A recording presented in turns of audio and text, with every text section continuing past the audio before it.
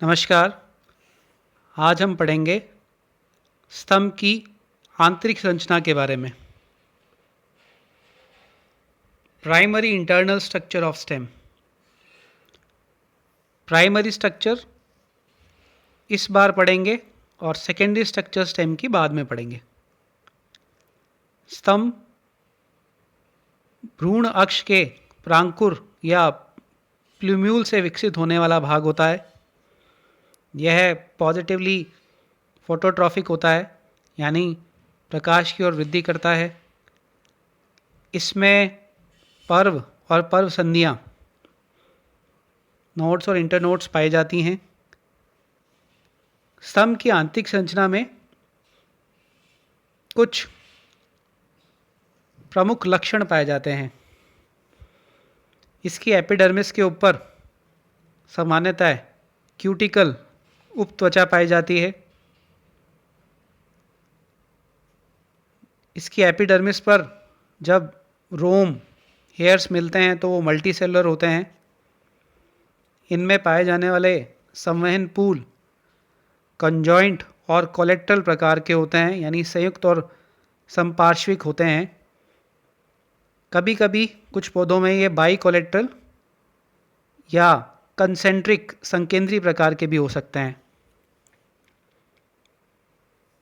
Stem में protoxylem एंडार्क प्रकार का होता है। अब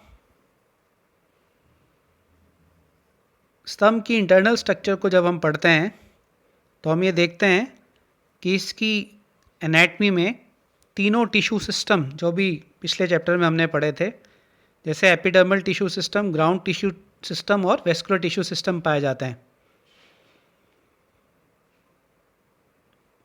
स्टेम इंटरनल स्ट्रक्चर में मोनोकॉट्स में और डाइकॉट्स में कुछ विभिन्नता दिखाता है।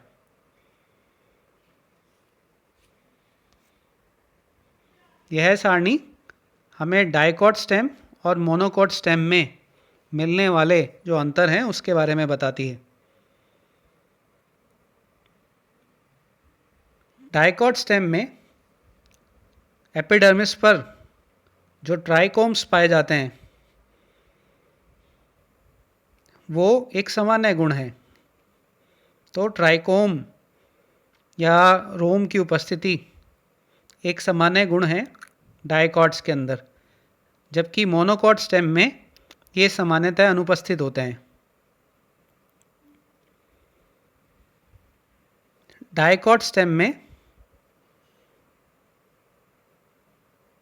जो स्टेम है वो भरण ऊतक, ग्राउंड टिश्यू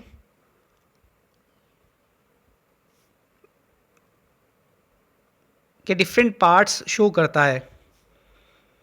जब हमने ग्राउंड टिश्यू पढ़ा था तो हमने देखा था इसमें हाइपोडर्मिस, अधस्त्वचा, सामान्य वल्कुट, जनरल कॉर्टेक्स, एंडोडर्मिस, अंतस्त्वचा, पेरिसाइकिल, परिरम, पित्त, मज्जा और मेडुलरी रेज या मज्जा किरणें हो सकती हैं। डाइकॉट स्टेम में सभी भाग मिलते हैं। लेकिन यदि हम मोनोकॉट स्टेम की बात करें तो मोनोकॉट स्टेम में जो कॉर्टेक्स है वो एक कंटिन्यूस मास ऑफ पैरेन्काइमा की फॉर्म में होता है। इसमें बहुत सारे जो डिफ्रेंशिएशन डाइकॉट्स में मिलते हैं, जैसे एंडोडर्मिस, पेरिसाइकिल, ये सब नहीं मिलते। हाइपोडर्मिस डाइकॉट स्टेम के अंदर कॉलेनकाइमेटस होती है, कॉलेनकाइमा से बनती है, जबकि मोनोकॉट स्टेम के अंदर यह स्क्लेरेनकाइमेटस होती है। स्क्लेरेनकाइमा इसका निर्माण करता है।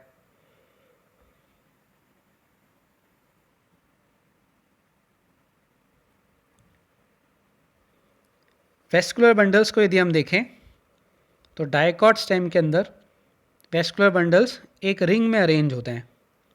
इनकी एक वलय मिलती है, जबकि मोनोकॉट स्टेम के अंदर ये स्कैटर्ड होते हैं, ग्राउंड टिश्यू के अंदर बिखरे हुए मिलते हैं भरण ऊतक के अंदर। डाइकॉट स्टेम में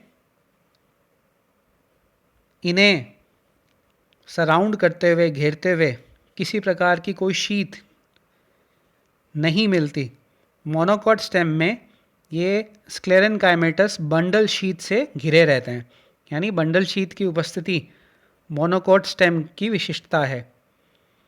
डायकॉट स्टेम में वेस्कुलर बंडल्स कोलेट्रल और ओपन प्रकार के होते हैं, यानी जाइलम और फ्लोएम के बीच में कैम्बियम पाई जाती है, जो बाद में जाकर सेकेंडरी ग्रोथ के द्वारा सेकेंडरी जाइलम और सेकेंडरी फ्लोएम का निर्माण करेगी। लेकिन मोनोकॉट स्टेम के अंदर वेस्कुलर बंडल क्लोज टाइप के हैं, इनमें कैम्बियम नहीं होती, इसीलिए सेकेंडरी ग्रोथ भी एब्सेंट होती है। डायकॉट स्टेम में फ्लोएम के अंदर फ्लोएम पैरेनकाइमा या फ्लोएम मृदोतक उपस्थित होता है। मोनोकॉट स्टेम में सामान्यतः फ्लोएम पैरेनकाइमा एब्सेंट होता है। डायकॉट स्टेम के वेस्कुलर बंडल्स सामान्यतः वेज शेप्ड होते हैं, मोनोकॉट में ये ओवल शेप्ड होते हैं। डायकॉट स्टेम में वाटर कंटेनिंग कैविटीज़ सामान्यतः अनुपस्थित होती हैं, जबकि मोनोकॉट स्टेम में ये पाई जाती हैं। अब ये जो डिफरेंसेस हैं, इनको और बेहतर तरीके से हम डायग्राम में देखते हैं।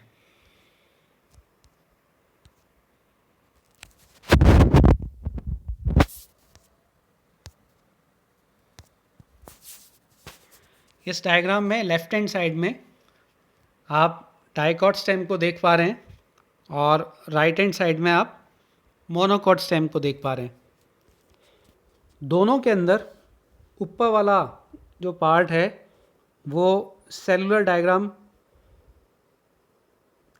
ऊपर वाला पार्ट जो है वो आउटलाइन डायग्राम को बता रहा है, यानी कौन कौन सी मुख्य संरचनाएं स्टेम में मिलती हैं उसको बता रहा है। जबकि नीचे वाला पार्ट जो है वो सेलुलर डायग्राम, यानी स्टेम के अंदर एक एक सेल को डिटेल में दिखा रहा है। पहले डायकॉट स्टेम को देखते हैं। सनफ्लावर का हमने एग्जाम्पल लिया है डायकॉट स्टेम को समझने के लिए।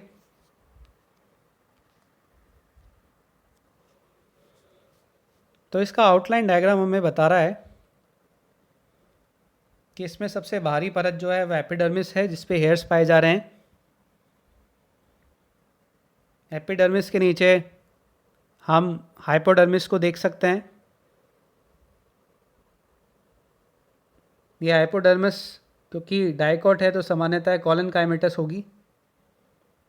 हाइपोडर्मिस के नीचे हमें कॉर्टेक्स, एंडोडर्मिस, पेरिसाइकिल, ये अलग अलग भाग विभेदित दिखाई दे रहे हैं।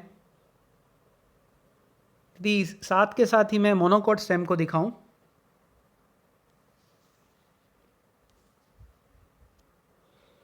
ये मोनोकॉट जिया मेज यानी मक्के का स्टेम है। इसमें यदि हम देखेंगे तो हमें यहाँ कोई एंडोडर्मिस, पेरिसाइकिल दिखाई नहीं दे रही। यही हमने शुरुआत में पढ़ा था कि एंडोडर्मिस, पेरिसाइकिल, इसका विभेदन सामान्यतः डायकॉट स्टेम में मिलता है। अब डायकॉट स्टेम में बिल्कुल क्लियर जो हमें दिख रहा है वो ये है कि वेस्कुलर बंडल्स एक रिंग में अरेंज है। वेस्कुलर बंडल्स की रिंग बिल्कुल क्लियर इसमें देखी जा सकती है और वेस्कुलर बंडल्स के बीच में हमें कैम्बियम भी बिल्कुल स्पष्ट दिखाई दे रही है, तो ओपन प्रकार के वेस्कुलर बंडल हैं। सेंटर में हम पित्त को भी नोटिस कर रहे हैं डायकॉट स्टेम में, लेकिन मोनोकॉट स्टेम में हमें कोई वेस्कुलर बंडल की रिंग दिखाई नहीं दे रही, कोई वलय दिखाई नहीं दे रही, बल्कि हमें वेस्कुलर बंडल्स स्कैटर्ड, बिखरे हुए दिखाई दे रहे हैं ग्राउंड टिश्यू में। ये जो वेस्कुलर बंडल्स हैं, इन वेस्कुलर बंडल्स में कैम्बियम अनुपस्थित है, इसलिए ये क्लोज प्रकार के हैं।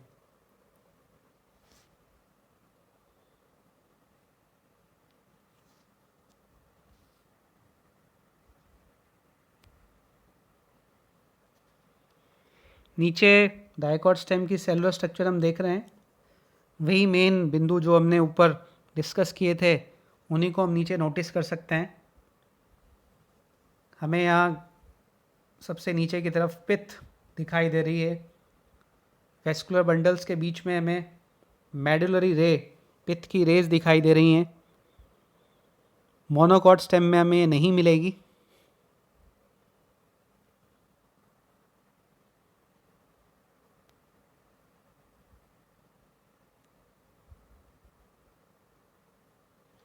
नोटिस करें हाइपोडर्मिस के आगे लिखा हुआ है कॉलेनकाइमेटस हाइपोडर्मिस, कॉलेनकाइमा की बनी हुई, इसी को हमने भी डिस्कस किया था।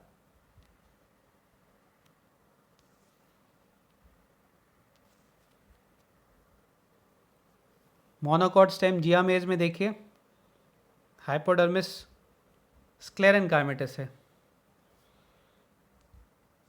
यहाँ हमें पित्त और मेडुलरी रेज में विभेदन भी दिखाई नहीं दे रहा।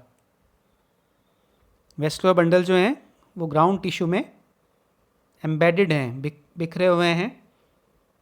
ग्राउंड टिश्यू का अलग अलग पार्ट्स में विभेदन स्पष्ट नहीं है मोनोकोट स्टेम में। तो इस प्रकार हमने देखा कि स्टेम के एनाटमी के मूलभूत लक्षण क्या होते हैं और किस प्रकार इसकी संरचना डायकॉट स्टेम और मोनोकोट स्टेम में अलग अलग प्रकार की होती है।